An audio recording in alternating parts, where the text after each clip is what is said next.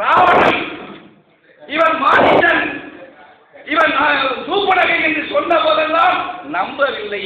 போட்டிகள் கலக்கி சென்று விட்டான் கீதையில். இப்ப நடக்கிறது மீட்பதற்கு. அதுதான் நம்ம சொல்லுவோம், இழப்பை மீட்ப, இருப்பதை பாதுகாக்க, புதிய சலுகைகளை பெற நாம் வைத்திருக்கிற கோட்டம் வேற ஒண்ணுமே இல்லை.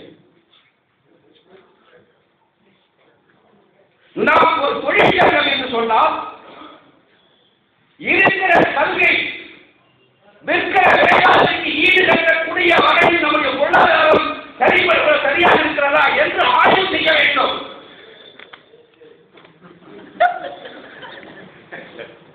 அவர் இல்லை என்று சொன்னால் சரி கட்டுவதற்கு என்ன வழிகள் என்பது சிந்திக்க வேண்டும். மனிதர்களாக வாழ வேண்டும். ஒரு தொழிற்சாலை வேலை பார்க்கிறார் என்று சொன்னால் உயர்வாக இருக்க முடியாது.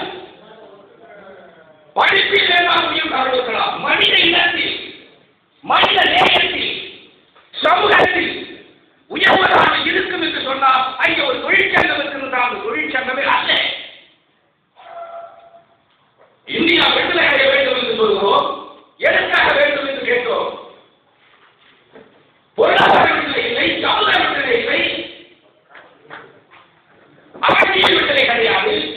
அரசியல் விடுதலை வந்தது, ஆனால் இன்னும் நமக்கு பொருளாதார விடுதலையும் சமுதாயம் கிடைக்கவில்லையே. போராடி கொண்டிருக்கிறோம். அதனை சாதித்த தலைமை தமிழகத்திலே இருக்கக்கூடிய 2 ஜாம்பவான்கள், ஒன்று கோபுரராஜ் குப்தா, அடுத்து ராமமூர்த்தி. பதவி உயர்வு திட்டத்தை இன்று வைத்திருக்கிறார்கள். பதவி உயர்வு என்று வருகிற போது யாருக்காக இந்த முதலீடு பயன்பட வேண்டும்? நாங்கள் யோசிச்சோம். நானும் சந்திரன் பலமுறை டிஸ்கஸ் பண்ணியிருக்கோம். சொல்லுவேன், இன்றைக்கு புதிய பதவி உயர்வு திட்டம் என்று வந்திருக்கிறது.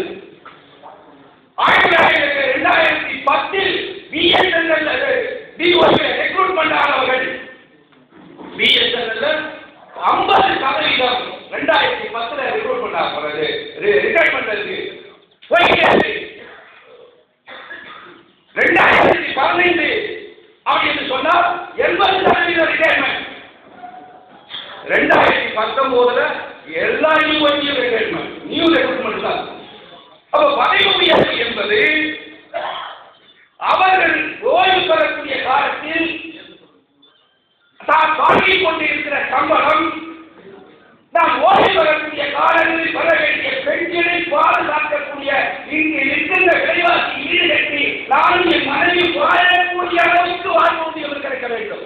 அதனால பதவி உயர்வு திட்டத்தினுடைய அடிப்படை கான்செப்ட்